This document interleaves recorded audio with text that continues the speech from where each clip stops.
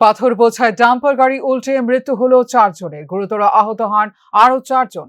রবিবার বিকেলে এই দুর্ঘটনা ঘটে ছামনু আন্তর্জাতিক সীমান্ত এলাকায়। পরে বিএসএফ এর সহযোগিতায় হতাহতদের উদ্ধার করে হাসপাতালে পাঠানো হয়।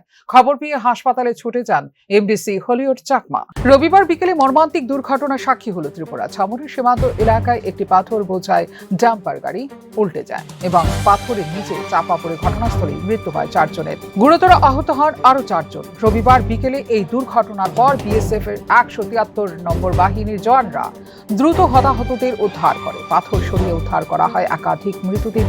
হতাহতদের বিএসএফ এর গাড়িতে করে হাসপাতালে নিয়ে যাওয়া হয়। রাতে খবর পেয়ে হাসপাতালে ছুটে যান এমডিসি হলিউড চাকমা।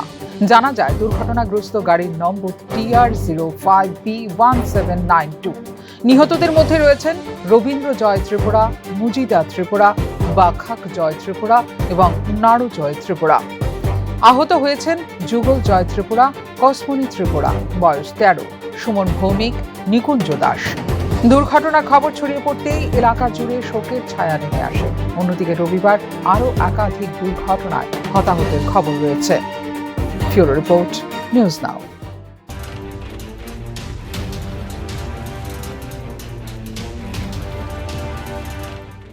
আপনারা দেখছেন নিউজ নাও, খবরের নতুন ভাষা।